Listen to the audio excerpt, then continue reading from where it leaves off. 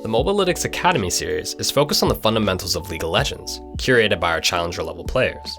By focusing on these basics, even the most skilled high elo players can improve their game and climb the ladder.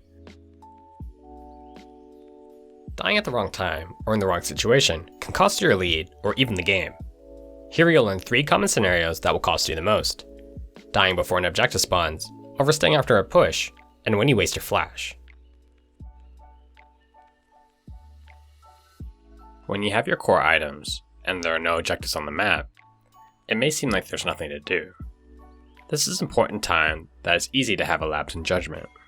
In this example, Lucian and Karma are bottom lane looking to reset after farming the wave. Seeing Fiora, Lucian cancels his recall, hoping to make a pick, which causes a fight to break out. With her teammates falling close behind, Fiora feels comfortable taking this fight and barely lives with a well-timed use of stopwatch after killing Karma. Afterwards, it doesn't take long for her team to chase down Lucian and finish him off before turning their sights to a bigger objective.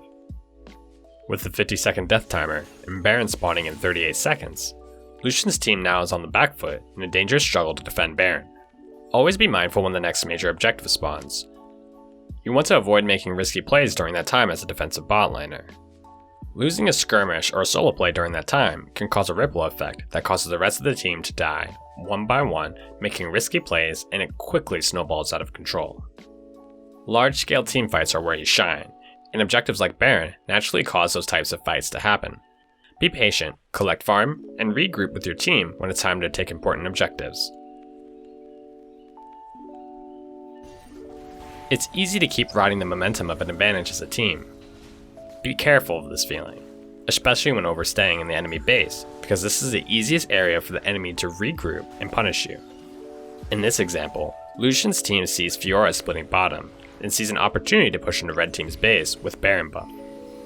Unfortunately, Zoe gets caught out by a rogue binding, which is followed up by Echo and Olaf to take her out. Despite this, blue team is feeling confident with Baron buff and a gold advantage. They feel like they can push for a win. Pushing into the base, they end up finding picks on Olaf and Morgana, leaving a 4v2 inside the base since Fiora is bottom. With a taste of victory in their mouths, they push deeper. From here on, multiple things go wrong for them. First, Echo cuts the minion wave so they only have a few minions to work with, which Heimerdinger quickly deals with. With no minions left to push and Fiora teleporting in, the team is split on whether or not they want it back or keep going for kills. This ends up with a fight breaking out that red team swiftly capitalizes on. By the end of the fight, red team gets 2 shutdowns and several kills to even up the gold lead from a 3k deficit.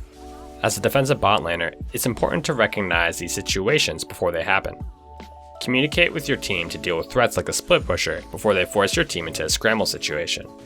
You should be comfortable in the late game as a win condition and take things slowly without risking throwing a lead. Be slow, deliberate, and controlled. Being a bot laner in the late game can be frustrating.